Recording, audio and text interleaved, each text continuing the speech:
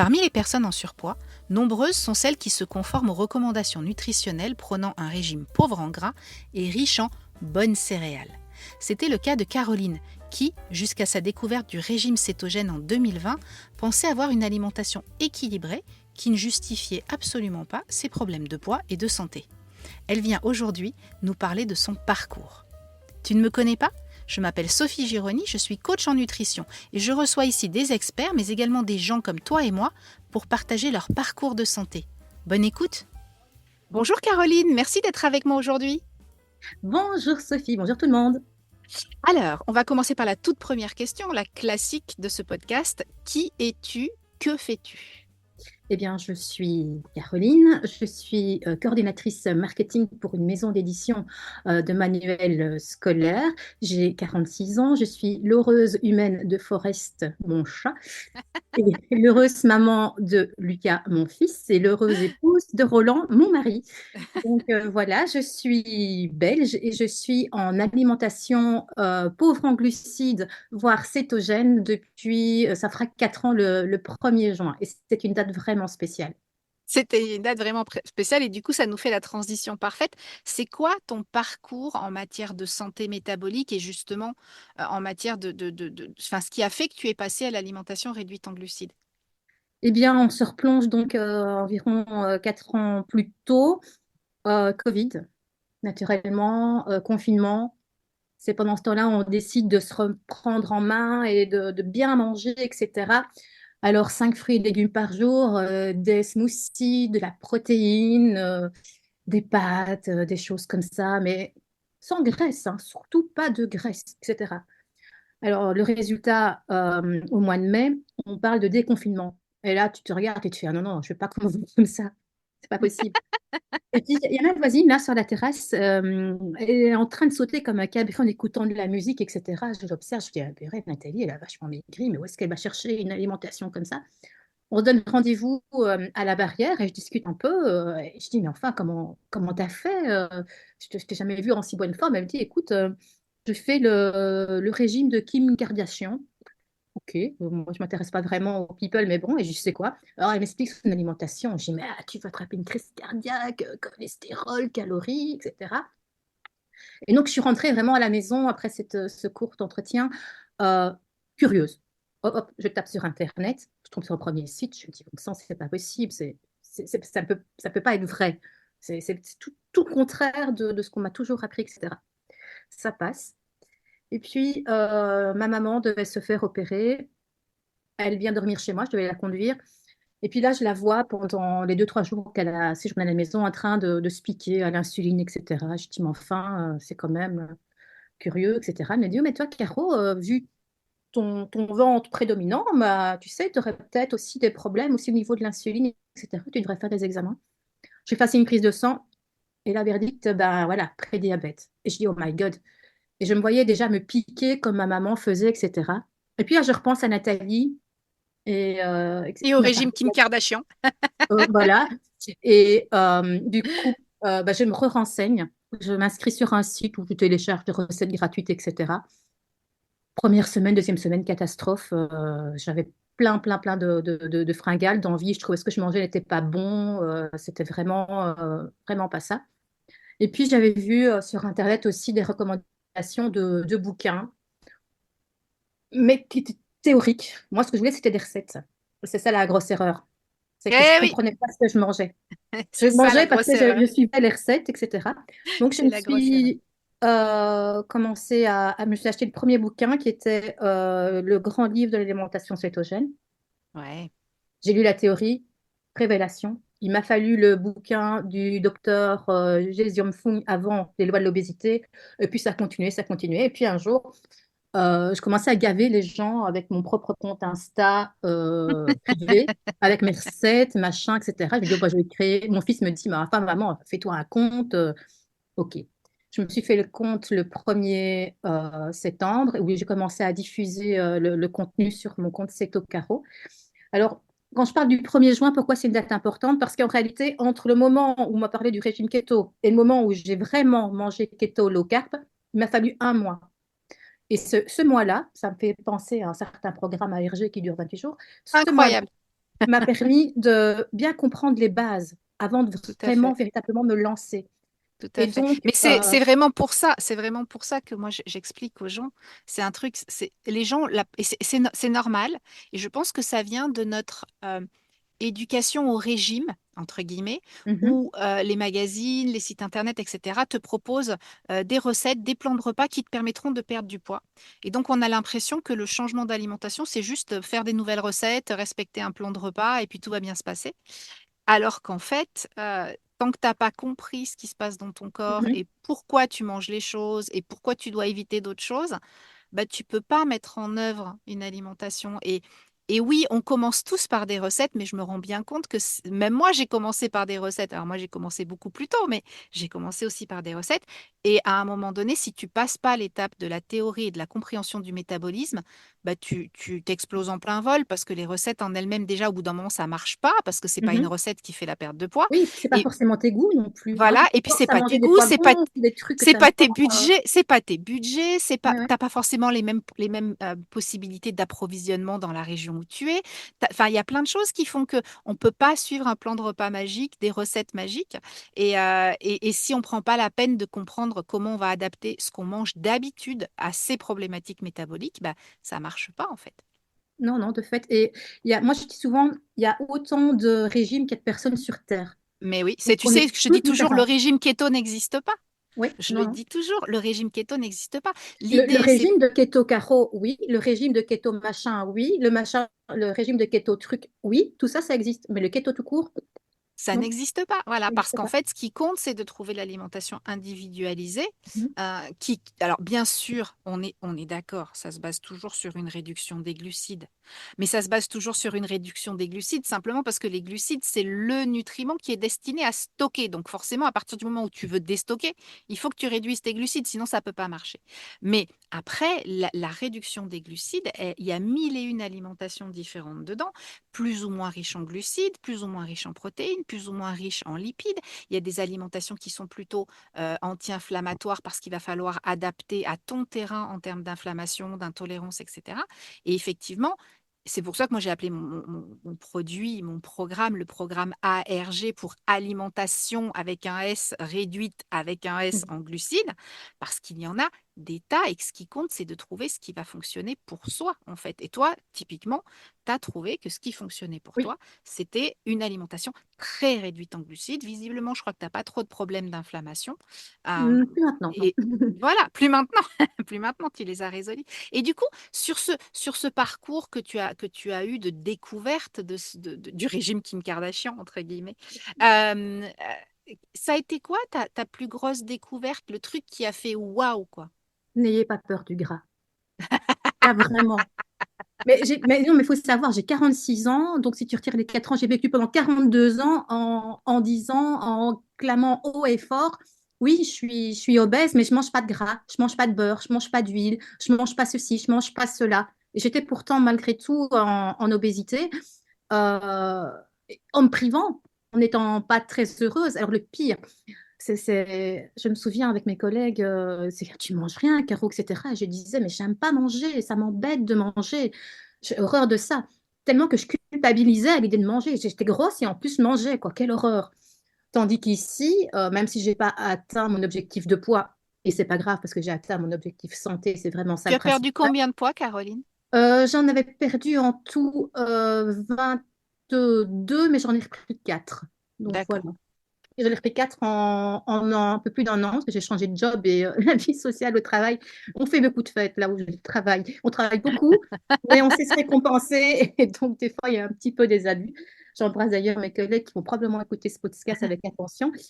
Euh, mais c'est 4 kilos repris en pleine conscience. Je sais Ouais, ouais. exactement où ils sont, ces kilos. Et Je veux à dire, quoi ils sont dus? Tu sais à quoi ils sont dus et tu sais ce que tu dois faire ah oui, pour qu'ils absolument. repartent. Voilà, c'est Absolument. ça le plus important en fait. Je pense qu'à partir du moment où tu comprends ton métabolisme et que tu comprends que le gras, c'est pas l'ennemi, Mhm.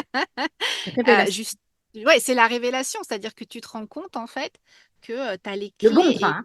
Le bon gras, Le attention. bon gras, oui, bien sûr, parce que si on commence à parler des graisses trans et des produits Oui, voilà, c'est pas de la transformés qui contiennent margarine, des pas gras de d'alcool merde, bizarre, voilà. etc. Non, non, bon gras. Mais le bon gras n'est pas mauvais pour la santé. Et surtout, une fois que tu as eu cette révélation que tout ce que tu as fait jusque-là, en fait, ça allait contrairement, enfin, ça allait complètement à l'encontre du bon sens de la santé métabolique, parce que quand on t'explique comment ça fonctionne ton métabolisme, tu te rends bien compte que les recommandations qu'on fait aux personnes en surpoids, elles sont pas très logiques.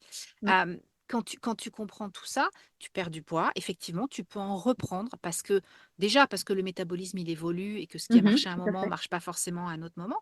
Mais surtout, tu le fais en conscience et je trouve qu'il y a moins cette culpabilité ou du moins cette baisse d'estime de soi où on reprend du poids parce qu'on a fait un énième régime qui n'a pas marché, enfin qui a marché mais on repart en mode yo-yo et on se sent totalement nul de ne pas avoir réussi à maintenir son poids. Mais c'est juste parce qu'on ne comprenait pas en fait. Il y a une espèce de culpabilité sur les gens gros, tu en parles, hein, tu culpabilisais à l'idée de manger parce que comme tu étais Mhm, grosse, fallait pas que tu manges quoi. Et je trouve ça vraiment assassin cette culpabilité-là qu'on met sur le dos des gros en leur disant vous êtes gros parce que vous mangez trop et vous bougez pas assez. mhm. Alors que quand on a lu Gary Taube, on sait que Oui, les gros ne sont pas des minces qui mangent trop. c'est clair. Ça fait partie aussi de ma bibliothèque, hein. J'ai une bibliothèque sur Bah oui, j'ai l'alimentation. vu des photos, je peux en témoigner. Et t'as vu que la moitié, t'as vu que la moitié parce que je les prête mes bouquins. Non, non, c'est terrible. Et plus il y a les audios aussi que j'écoute. Souvent, ça. En fait, je suis quelqu'un qui a besoin d'ancrer vraiment les informations. Donc, entendre les choses 10 fois, pour moi, c'est important. Parce que quand je vais devoir les expliquer, j'aime bien avoir des mots justes et que mes mots soient étayés et prouvés. Je suis journaliste de formation, donc j'ai besoin de croiser mes sources en permanence.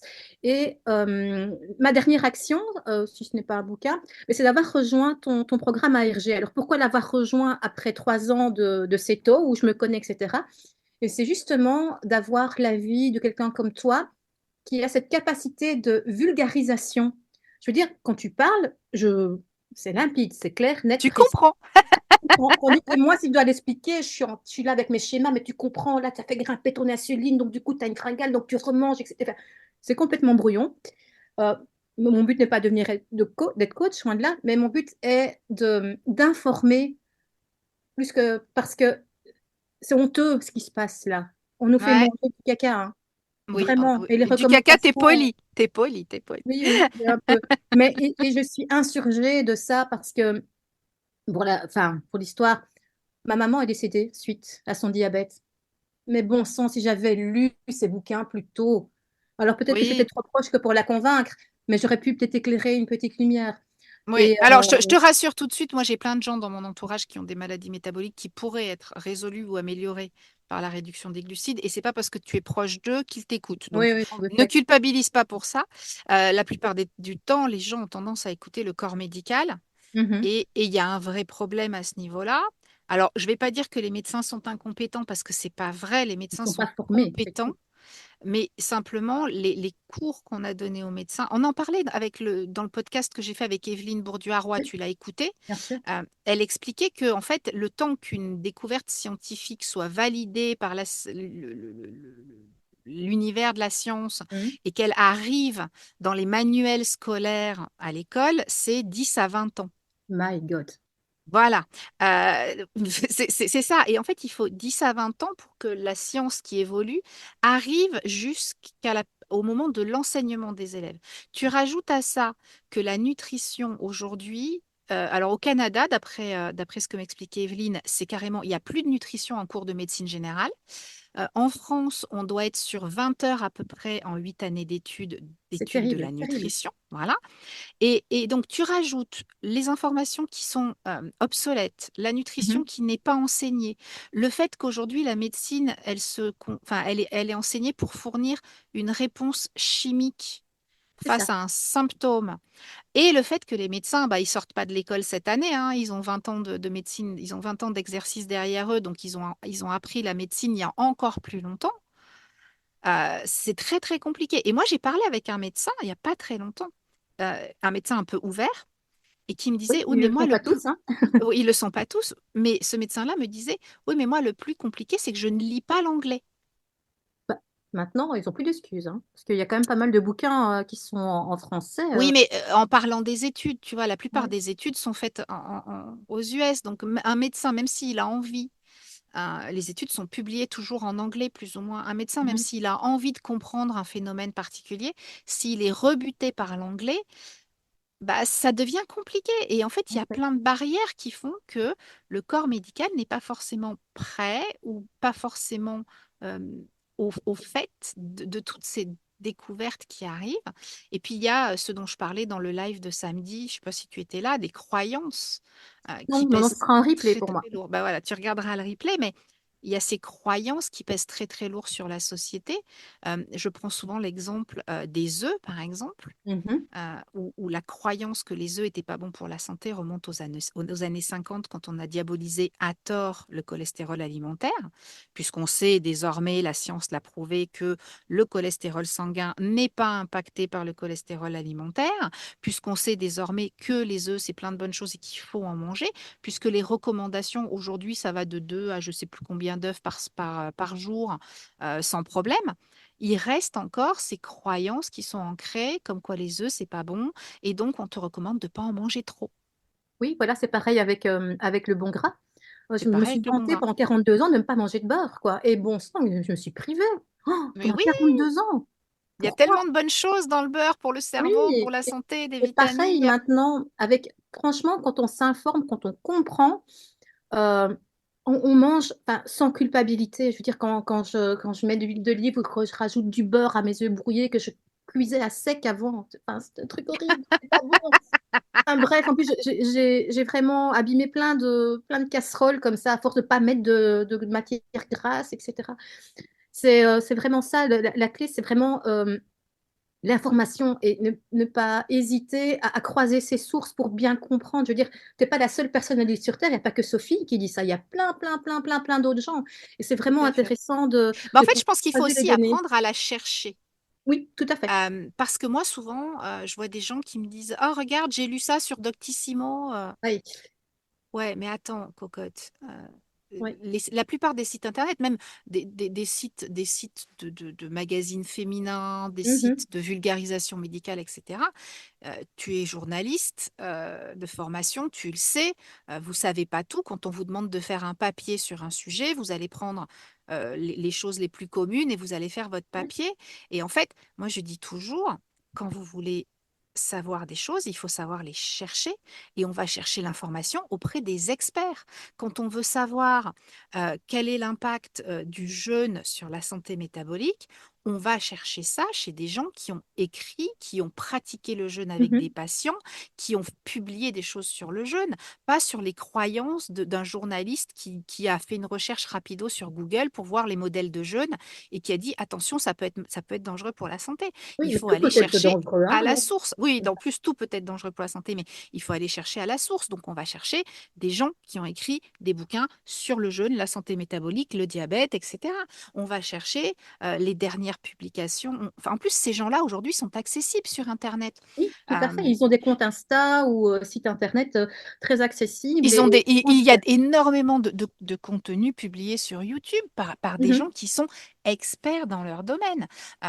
Donc, on identifie des gens qui sont experts dans la réduction des glucides, on identifie quelques bonnes lectures et après, on va chercher l'information auprès d'eux et pas sur l'ensemble de l'Internet où on voit des journalistes écrire. Il Moi, faut garder je- l'esprit critique, hein. Peu importe qui écrit, hein, même si c'est toi, même si c'est moi, mais bien sûr, vérifiez les infos qu'on vous donne parce que ce qui est bon pour moi ne l'est pas forcément pour vous parce que moi, oui. j'ai 46 ans, j'en ai pas 20, parce que j'avais des problèmes de cœur et vous pas. Enfin, voilà, il y a vraiment plein de raisons.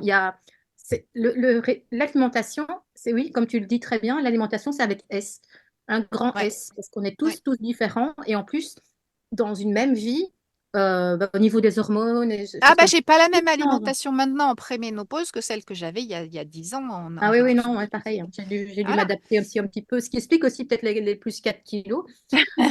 Donc, je sais d'où ça vient et je pense souvent à toi quand je fais un écart, appelons ça un écart, je pense aux petits cailloux. Ah, Ouais. je pense à Sophie, je dis, ah, voilà un petit caillou. Et bon, voilà. Et à la fin, ça va devenir un dolmen si je continue, mais je le Et sais.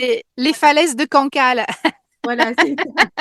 Mais du coup, enfin, ce que j'apprécie beaucoup dans ton discours, hein, enfin, tu ne m'as pas, je ne suis pas sponsorisée, je ne te protège Non, non. pas, c'est tout à fait par amitié, c'est que tu arrives à mettre une image mentale derrière quelque chose de très scientifique. Et ça, c'est important de ancrer ça. Et puis après, parce qu'on me dit, ah, mais tu calcules tout ce que tu manges. Non, non, ça devient naturel. Tu t'es Bien sûr. tellement formé. Ça devient quand tu as vraiment bien compris, après, ça devient Oui, intuitif. Mais en fait, c'est les quatre étapes de l'apprentissage, hein. D'abord, tu es non sachant, non conscient. ah, C'est-à-dire que tu ne sais pas que tu sais pas. Voilà, d'accord. tu es non sachant, non conscient. Tu n'es pas conscient que tu sais pas. Donc, généralement, tu as plutôt l'impression que tu sais, hein. Oui, bah oui, la nutrition, je connais, la pyramide nutritionnelle, je connais, il faut Mhm, éviter le gras, je connais, machin. Après, tu passes à l'étape conscient, non sachant. C'est-à-dire que mhm. tu ne sais pas, mais tu te rends compte que tu sais pas. Généralement, c'est là qu'arrive l'étape j'achète des bouquins parce qu'il y a un truc qui déconne, j'ai pas compris. Après, tu passes à l'étape sachant conscient. Tu sais que tu sais. Tu as fait tes recherches, tu as appris des choses, tu as compris des trucs. Et donc, du coup, bah, tu es sachant, mais tu es conscient de ça. C'est-à-dire que tu continues à t'informer. Tu dois faire un effort pour appliquer ce que tu as appris, etc. Et la toute dernière étape de l'apprentissage, de l'apprentissage, oui, c'est le sachant non conscient. C'est-à-dire que tu sais tellement que tu n'as plus besoin d'en être conscient, c'est acquis. C'est-à-dire que, bah oui, c'est évident, le gras, c'est bon pour la santé, j'ai même pas besoin de le lire ou j'ai même pas besoin de le dire, c'est évident, c'est comme ça dans ma tête, quoi. Et en fait, ces quatre étapes-là, c'est vraiment les quatre étapes qui font que tu passes du j'ai un problème, c'est pas ma faute, je comprends pas, à j'ai un problème, je sais quel est ce problème, je sais comment le résoudre. C'est très, très important. Franchement, l'information, c'est vraiment la première clé. La seconde clé, c'est l'organisation. Ouais, elle l'a dit, elle l'a dit. Mais moi, je suis une convaincue, hein. Donc, je reviens un petit peu sur le podcast que tu as fait avec Marie-Pierre il y a Oui, quelques semaines, où ben, c'est notamment elle qui m'a mis un peu le pied à l'étrier avec ses menus de la semaine. Et je me suis dit, oh là là, pff, c'est gavant de faire ça. Et au final, moi, j'attends le vendredi avec impatience pour pouvoir prévoir mon menu de la semaine suivante. Je sais que le samedi, je fais des courses, je fais du batch cooking le dimanche. Et c'est un vrai plaisir. Ah, qu'est-ce que je vais manger la semaine prochaine? Chouette. Et on me dit, oh, mais Caro, t'es trop organisée, etc. Je dis non, parce que si je fais pas ça, ben, vu mon activité professionnelle, les trajets, etc., j'ai peut-être tendance aller vers quelque chose qui ne correspondrait pas. bah, Et là, de plus pratique, de bardaf, plus je ne sais pas si facile en fait. l'expression est très française, en tout cas elle est Ouais, ouais, belge. Euh, euh, c'est le meilleur moyen de se planter, c'est de ne pas avoir prévu tout à les au fait, cas où. tout à fait. Et Bah, en donc fait, ça, c'est vraiment quelque chose que je mets en place depuis, oh, ça fait je sais pas combien, mais ça, faut aller voir, il faudrait aller voir sur moi, mon je pense feed que ça pour fait le au menu de la moins semaine. 2 ans, Caro, parce que Oui, ça je fait, pense, hein, ouais. je pense. Ouais, je Mais pense. clairement, alors après, moi, typiquement, je ne fais pas un menu de la semaine parce que j'ai pas une vie qui m'oblige à être aussi stricte que ça. Je fais pas de batch cooking le dimanche. Mais clairement, cette notion d'organisation et d'anticipation, c'est-à-dire déjà de savoir à quoi va ressembler ta semaine qui vient pour que quand Mhm. tu vas faire les courses, tu achètes des trucs qui vont bien se caler dans le temps que tu as pour faire à manger, hein, c'est mieux. Parce que si tu as 10 minutes pour faire à manger et que tu achètes que des trucs à faire mijoter, ça va coincer quelque part. Et oui, clairement, je crois que c'est le premier. Enfin, c'est pas forcément le premier. Il y en a un autre, mais on va en parler. On va en reparler, je pense. Mais je pense très sincèrement que c'est un gros, gros facteur d'échec. Le manque d'organisation, le manque d'anticipation, parce que effectivement, quand tu te retrouves avec ton frigo, avec des choses à préparer, et que tu avais oublié que tu devais aller amener ton petit dernier chez l'orthodontiste, et que donc tu rentres à 20 heures chez toi avec un gamin qui a super faim et un truc que tu n'as pas le temps de faire, bah, la solution la plus rapide, c'est soit de décongeler une pizza et puis du coup, bah, comme Ouais, tu fais ou une des pâtes. pizza pour ton gamin, tu vas en manger aussi, soit de passer au McDo et comme tu passes au McDo pour ton gamin, bah, tu vas être tenté aussi. Et au Mhm. final, et si tu n'es pas tenté mais que tu n'as rien de mangeable dans le frigo, tu vas grignoter que du fromage et des noix et c'est pas mieux pour la santé de grignoter des fromages et des noix, même si c'est réduit en glucides. Donc oui, clairement, l'anticipation et l'organisation, ça fait partie des choses. Euh, bah, j'en parle beaucoup hein, dans le programme, tu l'as fait, tu Mhm. le sais. Et clairement, ça fait partie des choses qu'il faut être capable de mettre en œuvre. Il y a des méthodes, c'est pas très compliqué. Moi, ce qui me fait toujours rire, c'est les gens qui me disent, ah, mais je ne suis pas organisée. Mais l'organisation, Oh my God, c'est c'est une pas, compétence. voilà, l'organisation, c'est une compétence, ça s'apprend. Il y a des méthodes. C'est comme dire, ah, je suis pas bonne à jouer du piano. Bah oui, Et effectivement, si. sincèrement, prendre 10 minutes, peut-être 15 minutes par semaine pour écrire mes idées de repas, parce que des fois, je ne suis pas, hein, mon menu, parce qu'il y a d'autres occasions, c'est un temps hyper gagné avant. 15 minutes, Oui, 15 minutes, c'est tout. oui, moi, ça me C'est prend c'est 10 pas minutes. l'organisation, Moi, ça me prend c'est 10 la minutes logique. le dimanche matin pour regarder enfin, rédiger rapido sur mon weekly planner, là, mes trucs de la semaine, mes rendez-vous, mes trucs, mes machins, de regarder ma liste de ce que j'ai acheté parce que j'ai fait mes courses et de dire, OK, bah, je préparerai ça périme vendredi. Donc, je vais le préparer en début de semaine, comme ça, au moins, je suis sûre que je ne le perds pas. Ah, bah, ça, ce jour-là, j'ai une journée chargée, j'ai beaucoup de rendez-vous, bah, j'ai des steaks pour faire ça, hop, je mettrai ça là. Et voilà, ça m'a pris 10 minutes le dimanche matin. Et effectivement, tu gagnes un Un temps gain de temps fou par le la suite. reste de la semaine. Ouais, ouais. Et du Oui, coup, et puis c'est la liberté de l'esprit aussi, se eh, dire, voilà, mais oui, la sérénité, ça n'a tranquille, pas de prix parce que quand tu n'es pas sereine, tu as le cortisol qui monte et le cortisol, c'est un facteur d'aggravation de la j'ai résistance à entendu dans la télé, en l'insuline. effet. Et du coup, la plus grosse difficulté que toi, tu as rencontrée ou que tu rencontres encore dans ce changement d'alimentation, c'est quoi le gros obstacle sur ton parcours? Je dois dire que je mangeais beaucoup de fruits avant. Donc le côté fruits me manque un peu et j'essaye de manger de saison aussi. Donc en Belgique, c'est galère. Euh, pour avoir des fraises ou des framboises, c'est galère. Ouais. Oui, non, je dirais que c'est ça. Et alors l'autre chose aussi, c'est le pain. Où là, l'odeur du pain, je suis toujours très sensible. Donc ici, j'ai trouvé du pain où je fais mon propre pain. Euh, voilà, malgré tout, je comble quelque chose par autre chose, donc c'est pas génial. C'est pas génial, Mais, non. non, mais je le fais en conscience. Donc ici, si je mange du pain, même s'il est réduit en glucides, riche en fibres et protéines, blablabla, ça sera peut-être une fois par mois, 2 fois grand maximum, et encore en petite quantité. Voilà, ça dans les restaurants, c'est vraiment difficile. Je fais souvent un resto, j'ai de la chance, j'ai un homme qui m'invite souvent au restaurant. Et la corbeille de pain arrive. Alors au début, c'était je résiste. Puis la deuxième fois, c'est ça sent quand même bon. Troisième fois, c'est merci, mettez pas de pain. Alors il y a l'homme qui râle, qui dit oui, mais moi j'avais envie de pain. Et je dis oui, mais moi je vais pas résister. Donc Roland, franchement. oui, voilà. Et puis, ça m'est déjà arrivé aussi, c'est de dire voilà, je vais au resto, ben, je vais prendre mon propre pain réduit en glucides. Mais c'est pas l'idéal de remplacer quelque chose Non, par quelque non, chose c'est d'autre. clairement C'est pas vraiment pas l'idéal. l'idéal. C'est clairement pas l'idéal parce que je pense très sincèrement pour l'avoir vécu, pour le voir auprès des gens que j'accompagne, ça entretient le besoin en fait, ça C'est entretient le ça, tout à fait. réflexe. Et au final, bah, c'est pour ça que tu en as toujours envie. Alors, Mhm. je vais pas te mentir, hein, quand je passe devant une boulangerie où ça sent l'odeur du pain, je bave. Quand mon mari rentre dans la boulangerie parce qu'on est à l'étranger, qu'il a envie de goûter une spécialité et qu'il achète un truc, je bave aussi. Mais j'ai plus le besoin d'en prendre, ni même de goûter, ni même de dire, allez, la petite miette pour voir le... Non, c'est fini ça. Mhm. Et je pense très sincèrement, et je le vois avec les gens que j'accompagne, hein, plus tu entretiens le truc, plus c'est Ouais. difficile de t'en débarrasser, en fait. Et Mais c'est comme le sucre, enfin le goût sucré, on va dire, parce que le sucre, le pain, c'est du sucre, pas des glucides. Mais le goût sucré, je me suis rendu compte avec ma nouvelle activité professionnelle, avec toutes les fêtes qu'on fait, il y a des buffets desserts absolument énormes, mais des buffets, waouh, très très beaux. Et, et je les vois manger, ça ne me fait rien. Je ne bave même pas.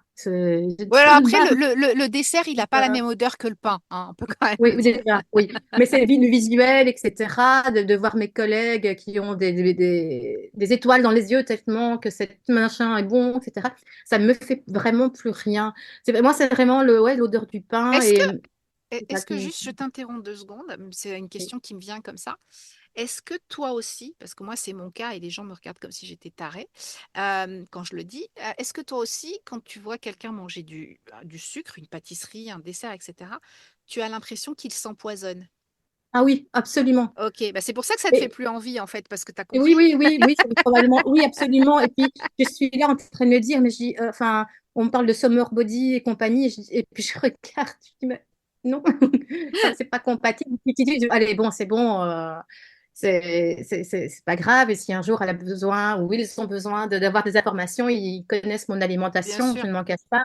Ils viendront vers moi et souvent, ils viennent me poser des questions, etc. Donc, je leur réponds, mais il faut être prêt au changement aussi. Il y a une Oui. phrase que tu dis souvent aussi, si on ne change rien, rien ne changera. Je ne sais pas si Ouais. c'est comme ça que tu la Ouais, formules, ouais, si tu ne changes mais rien, c'est rien ne vraiment changera. ça. Oui, effectivement. Oui, voilà. J'ai aussi une personne de ma famille qui désire, enfin, qui est assez, franchement très mince, qui veut quand même perdre du poids, mais elle veut pas se passer de patate ni de pâte. Enfin, je sais pas. Elle me demande des conseils. Je dis, mais je peux pas te donner des conseils avec si tu veux pas te passer ni de patate ni de pâte. Bah, limite, mange-en moins, mais qu'est-ce que tu veux que je dise? Oui, c'est ça. Voilà. Si ouais, ah non, mais moi, il me faut absolument mes fruits. Bah, oui. Je veux dire, à un moment donné, il faut se donner des armes aussi. Oui, c'est pas facile, c'est pas gai. Mais regarde, si je suis plus du tout prédiabétique, je n'ai plus mes douleurs chroniques à l'épaule que je vivais très très mal. Je ne prends plus mon médicament pour l'hypertension ni pour le cœur, qui avait des effets délétères sur ma santé de manière générale. Tu as perdu 18 Et kilos, tu peux le rajouter quand même. oui, oui, aussi 18 kilos, oui. Enfin, j'avais un objectif beaucoup plus ambitieux, mais finalement, ça ne sert à rien de vouloir être maigre absolument. Après tout, Kim Kardashian ne l'est pas. Non. Et Mm. puis, et puis voilà. Donc il faut se donner les armes. Mais oui, il y a quelques sacrifices, mais autant de bénéfices. Et ça n'a un confort de vie aussi. Alors même si on ne trouve pas un peu rigide, ah non, non, je mange pas ceci, je mange pas cela. Ou, L'accusation d'orthorexie, ça, c'est un truc. Je c'est vois. un truc, mais non, je suis pas rigide. Si j'ai envie de manger du dessert que tu as préparé, je le ferai Mais en j'en toute ai pas conscience. envie parce que je sens Voilà. profondément, intrinsèquement, que c'est pas bon pour moi, en fait. Donc, et ici, donc, c'est vrai quand des personnes cuisinent, ah, regarde, j'ai fait un super gâteau, etc., j'ai fait un dessert. Et elle me regarde un peu embêtant. Ah, ben oui, c'est vrai, j'ai pas pensé. Je dis, écoute, t'inquiète pas, c'est pas grave, je n'en prends pas. Ou si moi, je me sens capable en me disant, ben voilà, oui, je vais goûter, je sais, mais je vais goûter modérément ou en toute conscience, en sachant, ben voilà, que le soir, il y aura vachement moins de glucides, encore moins dans mon assiette, parce que bah, là, j'ai fait un petit écart. Et ce qui est difficile aussi parfois, c'est au niveau de la quantité que je mange. En fait, on voit manger mes mini trucs, mais tu ne manges que ça. Je dis oui, mais ça colle au corps. Hein. J'ai pas besoin de manger 10 fois la portion.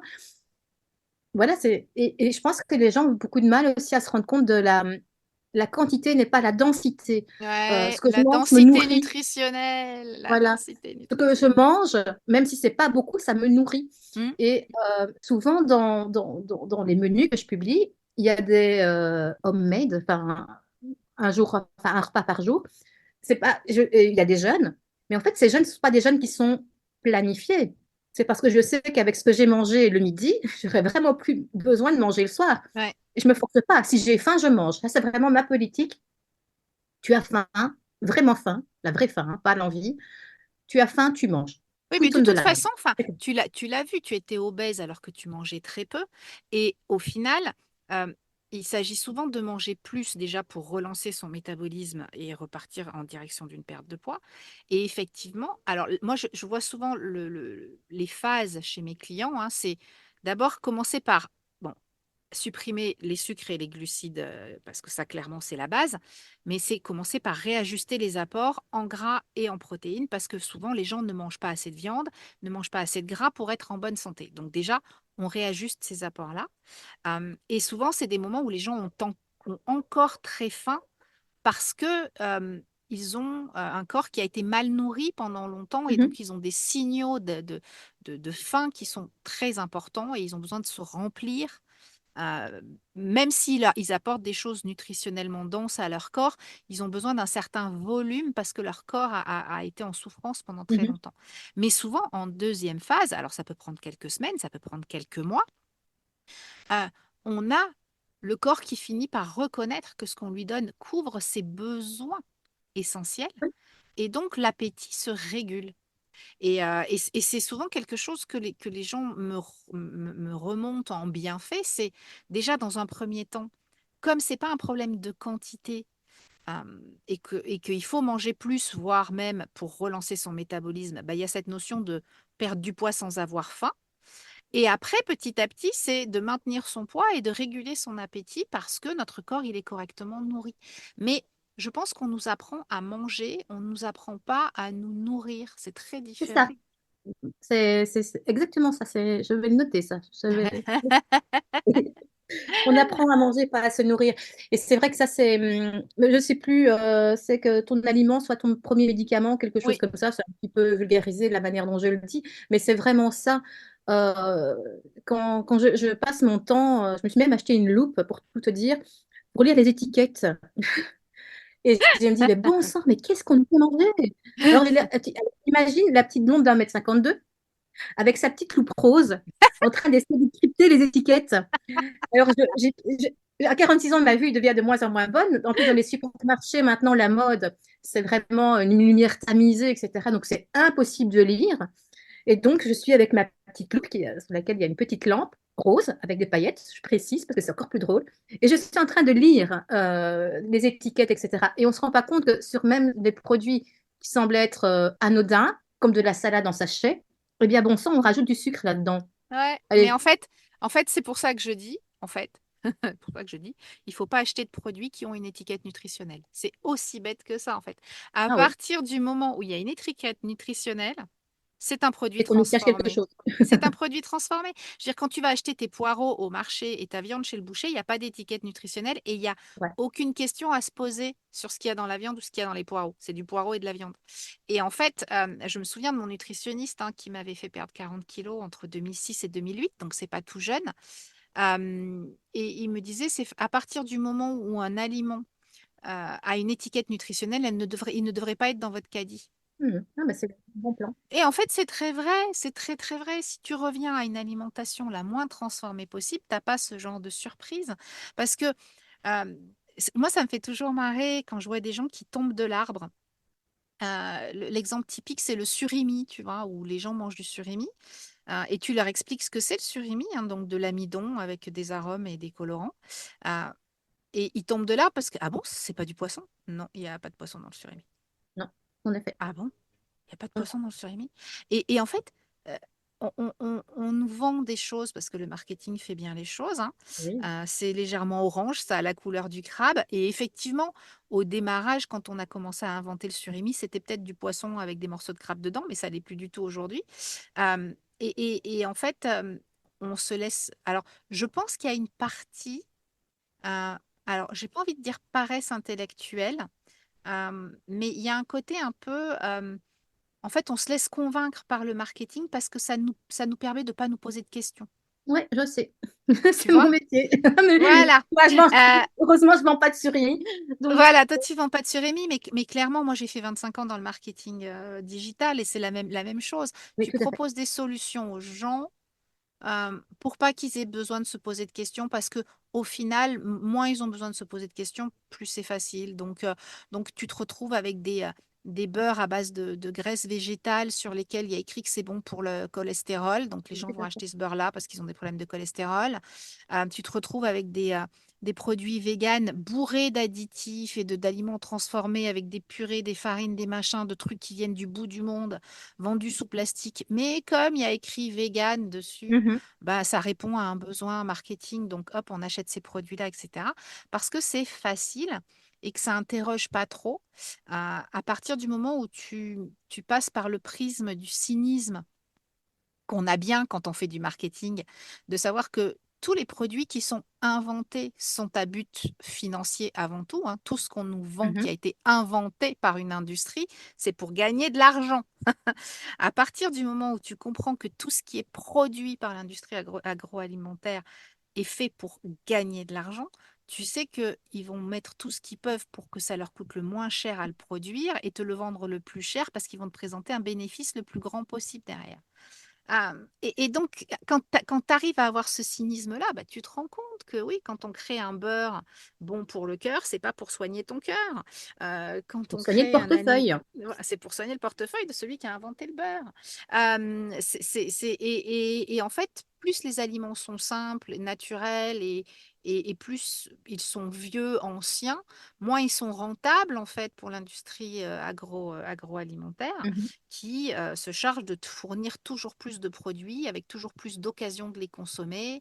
On t'invente la mini glace pour que tu vas manger en commençant à regarder ta série le soir sans culpabiliser parce qu'elle est toute petite et que tu as déjà mangé ton dîner. On t'invente des millions de céréales du petit déjeuner pour varier les goûts et les plaisirs de tes têtes blondes, sans te dire qu'en fait, on leur fait bouffer du dessert en guise de petit-déj et qu'on leur crée de Quand j'y l'anxiété, qu'on leur... pense, tout ça, je me dis, bon sang, qu'est-ce que... Enfin, maintenant, mon fils Lucas est vachement bien informé. Donc, quand il mange des trésors, des trucs comme ça, il sait très bien. Il me regarde, oui, je sais, maman. Mais voilà. Je dis, OK, tu le fais en pleine Ouais. conscience. C'est bien. C'est ça, il faut le faire en conscience. Après, je suis d'accord que moi, typiquement, j'ai une alimentation très stricte qui correspond à la fois à mon métabolisme et à la fois à mes valeurs. Euh, Moi, je suis assez persuadée que si un aliment n'existait pas il y a 100 ans, il faudrait pas le manger. C'est Mhm. aussi bête que ça, en fait. La mayonnaise en tube, ça n'existait pas à l'époque de mon arrière-grand-mère.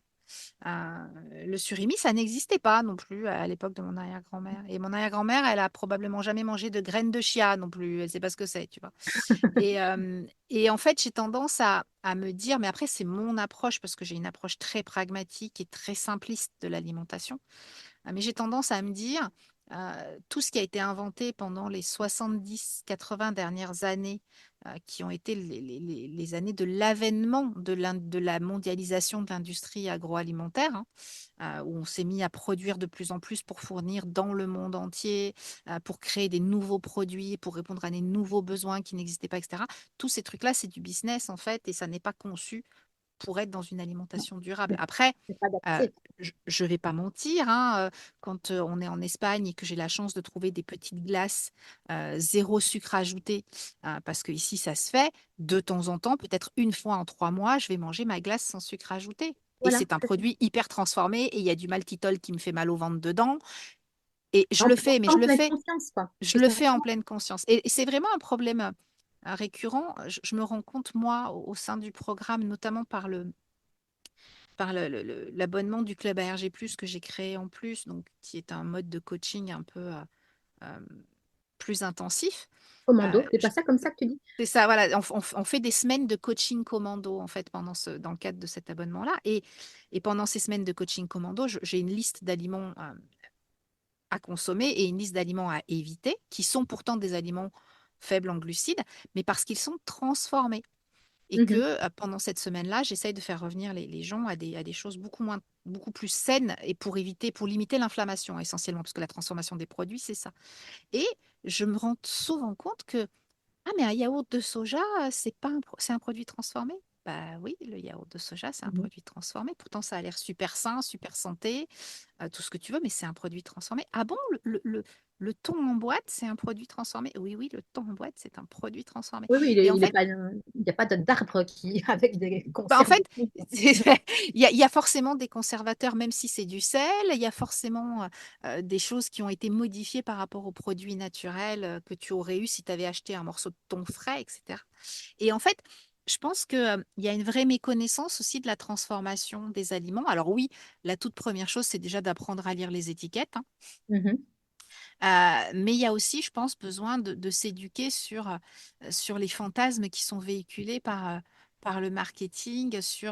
Moi, j'ai une pub qui m'avait choquée un jour. C'était une pub pour du jambon. Alors, ça remonte à quelques années, où on voyait des cuisiniers dans une grande cuisine avec des grandes marmites se Ah pencher oui, avec amour. Elle te parle, oui, cette oui, pub? oui, ouais, je Je peux sais pas plus le quel jambon c'était, mais il Ah se si, ça commence penchait. par T, ça termine par Orchon. D'accord, ok.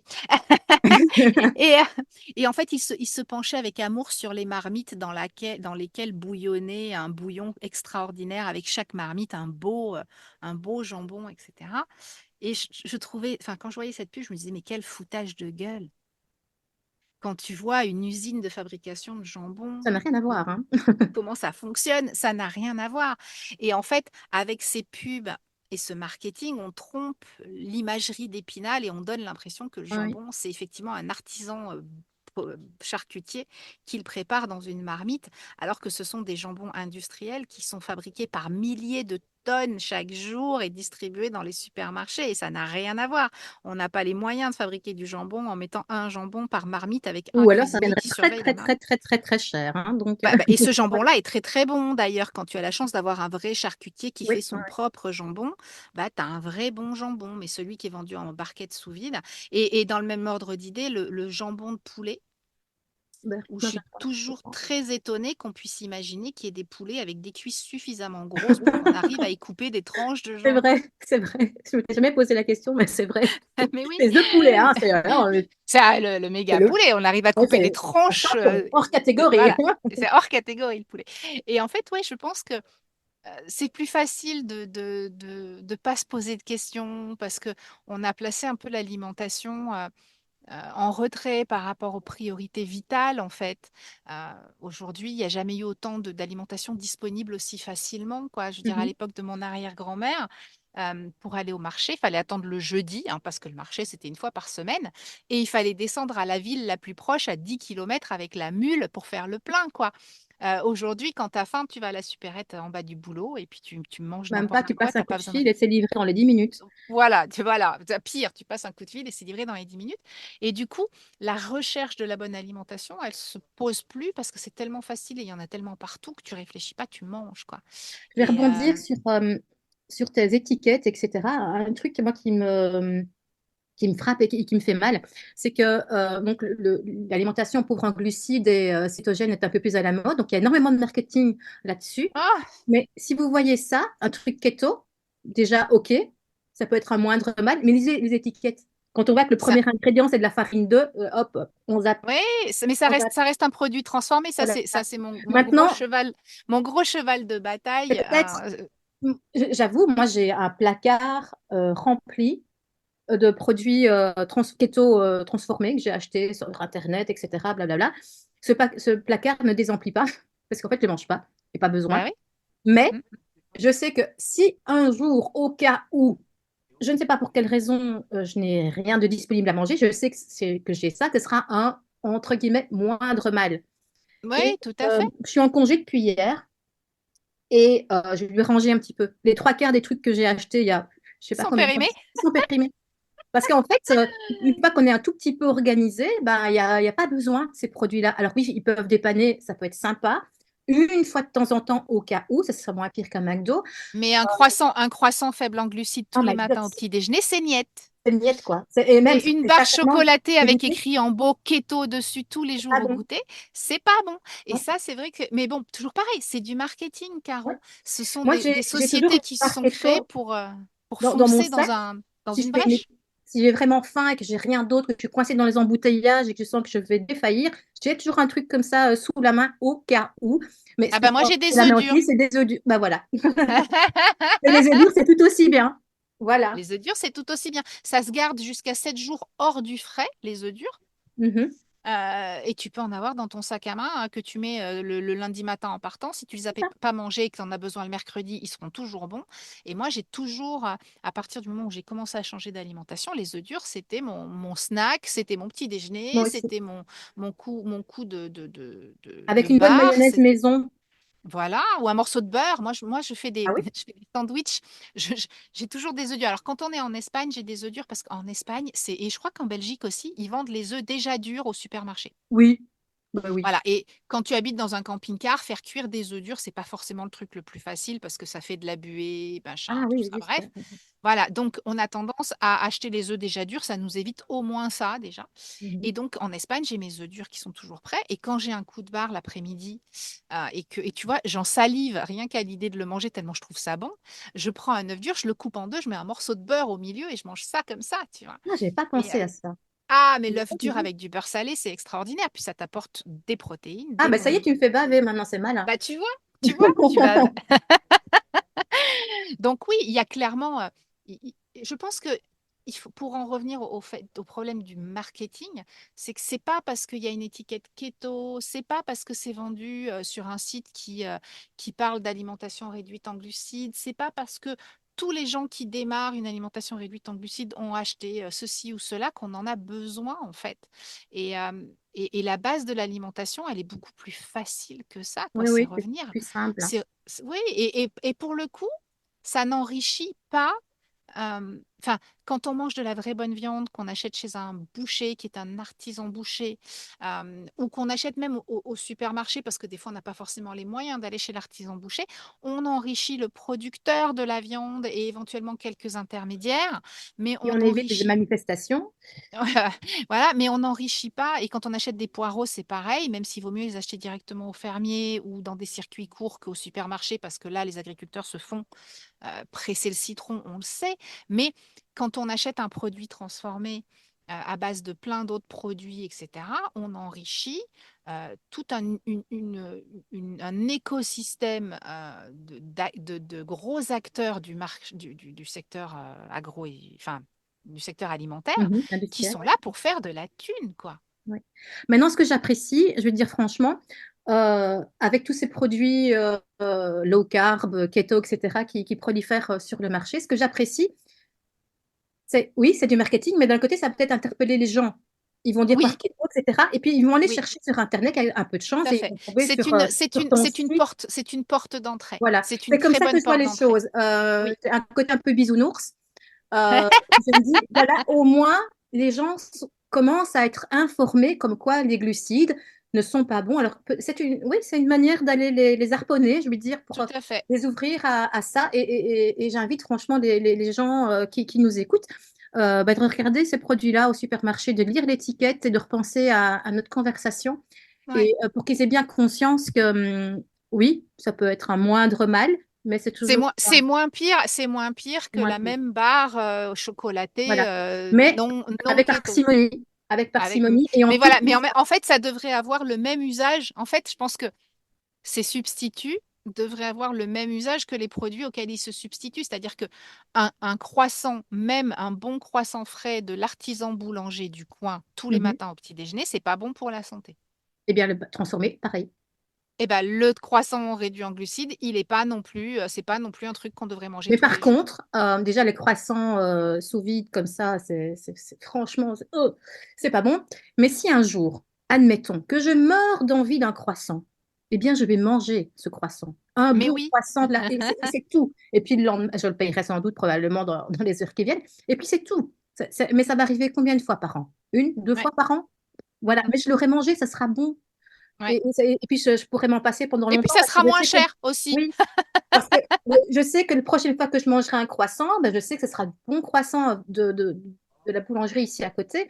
Euh, et voilà, je me serais fait plaisir, mais pas avec un substitut qui n'a pas de goût, qui est encore plus transformé, Mm. qui sont vendus à prix d'or parce que Qui c'est. entretient l'inflammation, qui elle-même entretient les fringales, qui entretient le goût du sucré et donc Et du donc, coup on a qui plus de retombe temps. plus Voilà. facilement. Enfin, voilà, il y a tout ça qui va avec les substituts, c'est Mais en pas une toute solution. conscience, franchement, Oui. c'est à retenir. Parce que moi, ce que je retiens, c'est vraiment en toute conscience. Mm. Tout ce que vous Ah, faites, moi, faites-le en toute conscience et en étant j'utilise informé. toujours, voilà, moi plutôt que toute conscience, parce qu'on peut avoir conscience qu'on fait quelque chose de pas Oui, bien.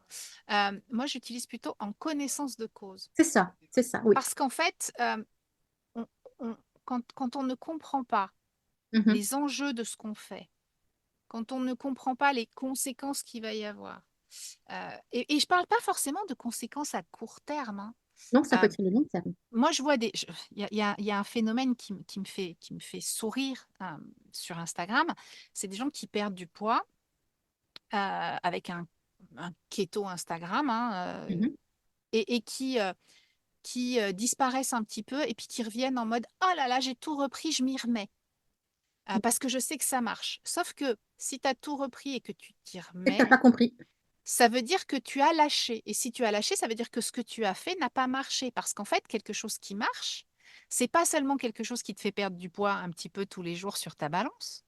C'est quelque chose que tu peux installer dans la durée parce que ça te correspond. Et Mhm. ça correspond à ta physiologie. Métaboliquement, ça fonctionne, mais ça correspond aussi à ta psychologie, ça correspond aussi à tes contraintes d'organisation, à ton mode de vie, à ta relation avec la nourriture. Et moi, j'explique souvent aux gens, euh, quand tu manges un aliment transformé, qu'il soit keto ou pas keto, tu entretiens l'inflammation de bas grade. Cette inflammation de bas grade, elle entretient la résistance à l'insuline. Elle entretient aussi l'incapacité du cerveau à résister à la tentation.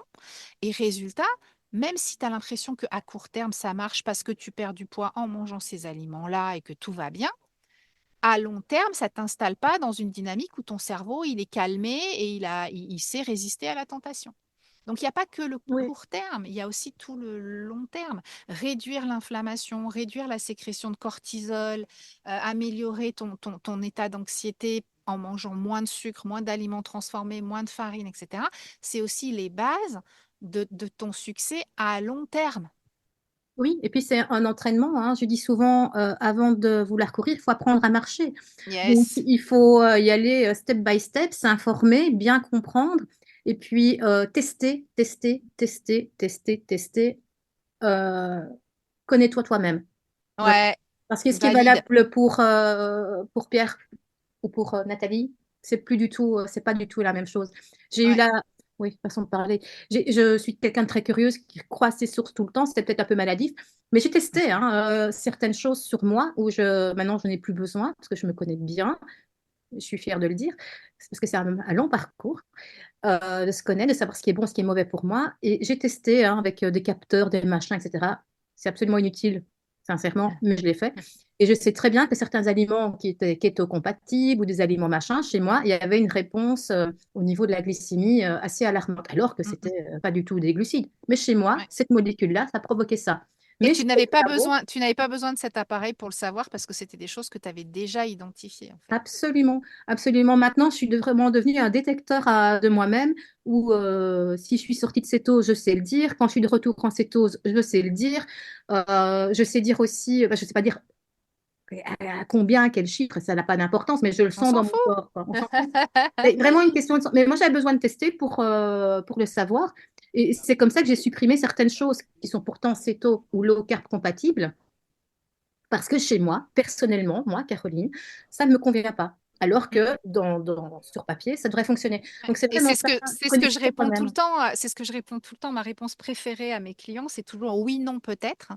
Quand on me dit est-ce que je peux manger un yaourt à la grecque au petit déjeuner? Je réponds toujours oui, non, peut-être. Alors après, j'explique pourquoi oui, j'explique Mhm. pourquoi non et j'explique pourquoi peut-être. Euh, mais c'est toujours oui, non, peut-être parce qu'en fait, il n'y a pas de je peux pas. Il y a ce qui fonctionne pour toi. Et tu avais fait un Et pour live, ça, hein, c'était quand, ça, où tu disais oui, qu'il fallait supprimer tout un élément pendant X temps, puis le réintroduire et ah, le voir ce qu'il y avait. protocole d'inflammation, oui, tout Voilà, à fait, il y c'est a quelques ça. semaines. Alors là, c'est plus un protocole d'éviction pour les problématiques inflammatoires parce que, Ah ouais, effectivement, bien souvent, ce qui, quand tu as bien réduit les glucides et que tu as une alimentation relativement carrée, que tu fais pas d'abus de produits transformés, que tu maîtrises un peu les proportions, les quantités, etc., il peut arriver que tu perdes pas de poids et souvent c'est une problématique inflammatoire. Il y a beaucoup, en fait, à peu près tous les aliments peuvent déclencher une réponse inflammatoire en fonction de l'état de ton microbiote, en fonction de tes tolérances propres, etc. je le Et en sais bien. fait, la seule façon de le savoir, c'est de les évincer et de les réintroduire. Alors là, on est dans du niveau ninja de l'alimentation, hein. C'est pas le truc que tu fais tout de suite. Moi, je dis toujours, commençons par le plus simple. D'abord, tu commences par éliminer ce qui est mauvais, le sucre et les farines, déjà. Ça, c'est le premier truc. Après, tu apprends à équilibrer tes assiettes avec la notion de proportion et d'avoir à chaque repas les bons nutriments qu'il faut.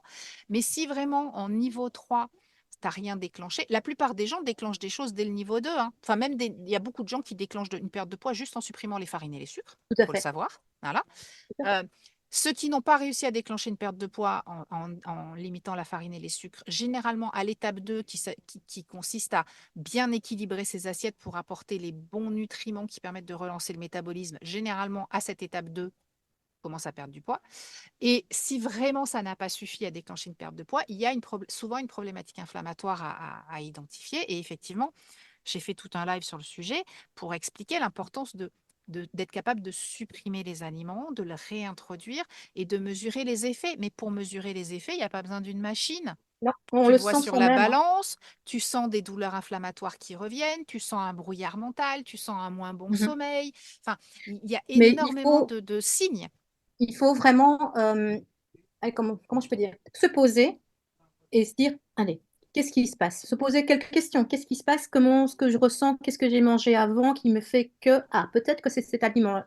Et tout noter, et tout noter. Parce qu'en Noter, fait, le oui, truc, pour le, ancrer. le- le- le succès du truc, c'est de pouvoir comparer, c'est de se dire, tiens, c'est marrant. Moi, je sais que je me suis rendu compte de ça il n'y a pas très longtemps. Et tu vois, même moi, après 18 ans de réduction des glucides, j'ai encore des réalisations comme ça où, oh, dingue, incroyable. Je mange pas beaucoup de blettes au quotidien parce que c'est pas un aliment fréquent, voilà, donc j'en mange de temps en temps. J'en ai dans mon jardin en été, et donc je vais en mettre dans des boulettes de viande ou des choses comme ça. Et en Espagne, pareil, on a la chance d'avoir dans les supermarchés des blettes déjà lavées, déjà coupées, super pratiques en camion. Et donc, bah, j'ai acheté des blettes comme ça, et comme c'était un gros sachet, j'en ai mangé pendant 2, 3 jours d'affilée. Et je me suis rendu compte, ces 2, 3 jours-là, que l'après-midi, j'avais vraiment mal au ventre. Et pourtant, moi, je mange pas des tonnes de légumes, hein. Quand j'en mange, c'est l'équivalent d'une petite poignée, hein. Je me suis dit, tiens, c'est marrant, j'ai mal au ventre. Et puis, je me suis dit, ah, c'est peut-être les blettes. Donc, j'ai noté dans un coin que tel jour et tel jour, j'avais eu mal au ventre à cause des blettes.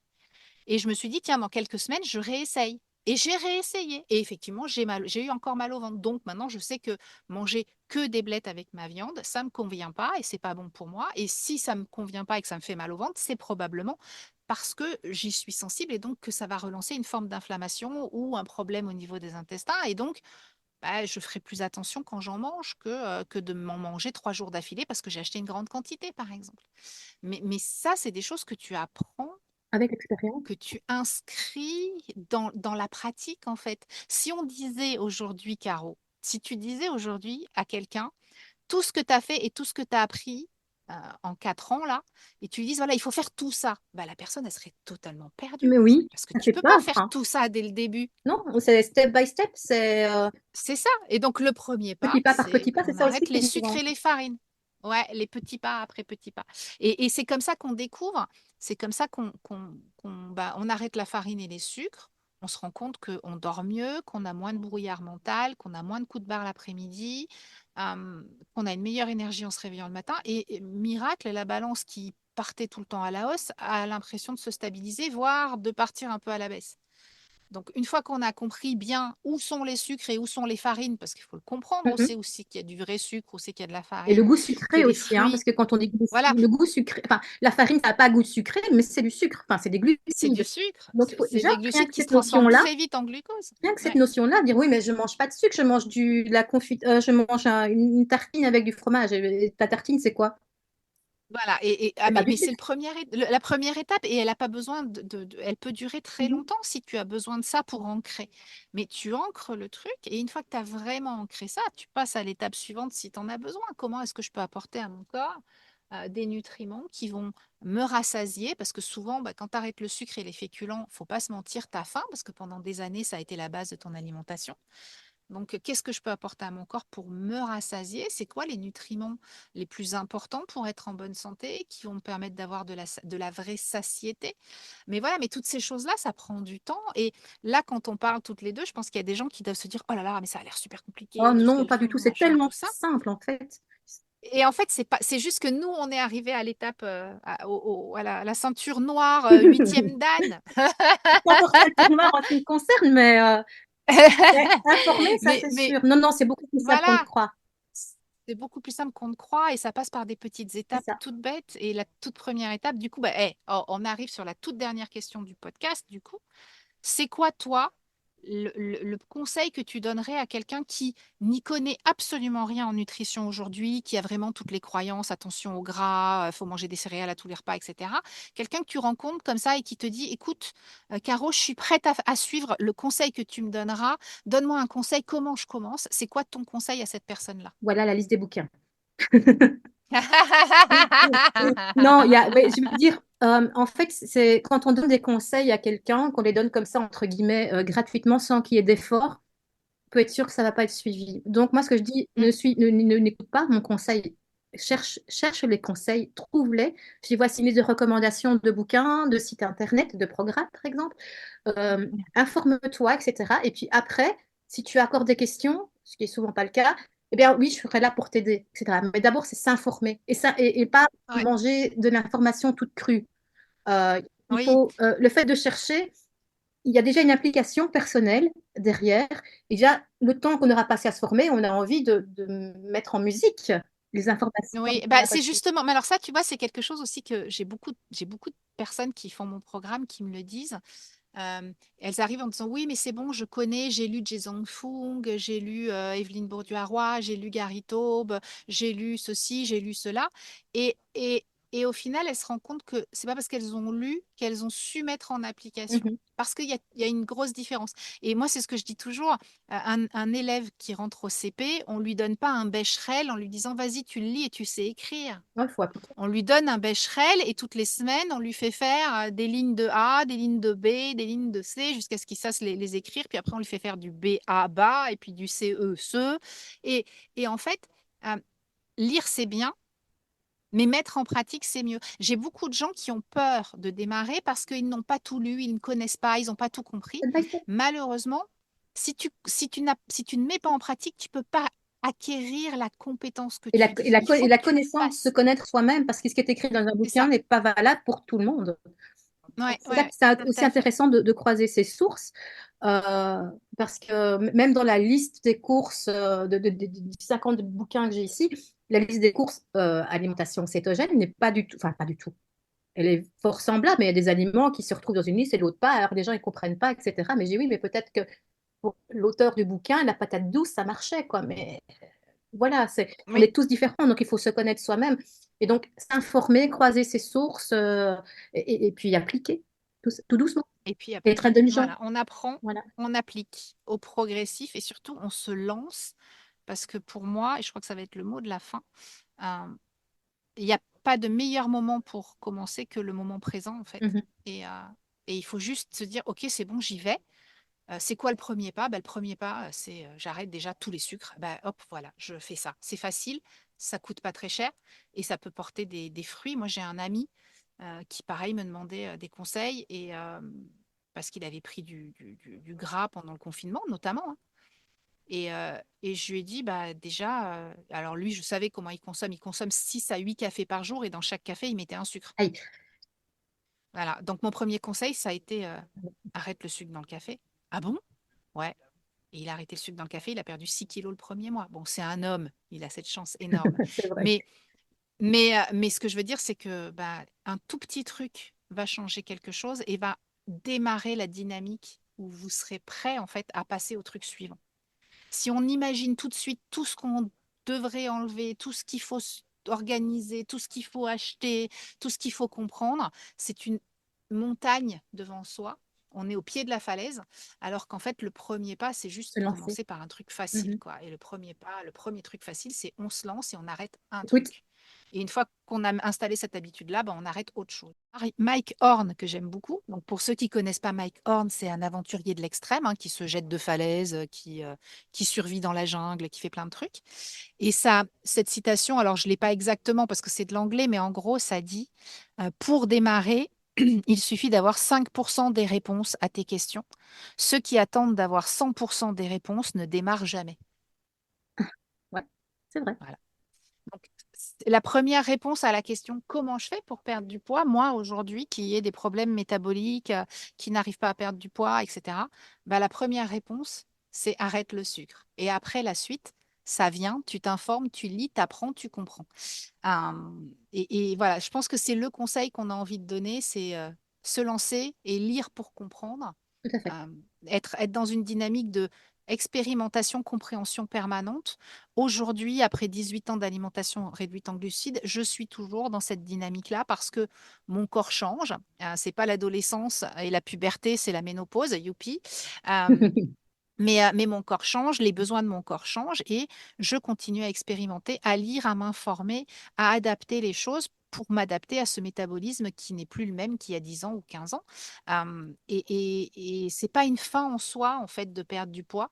C'est le démarrage, en fait, de cette recherche du mieux métabolique, de faire en sorte de nourrir correctement son corps pour qu'il nous héberge pendant très longtemps, Dans les meilleures conditions possibles. dans les meilleures conditions possibles. Moi, j'ai dit toujours, je veux mourir vieille et en excellente santé.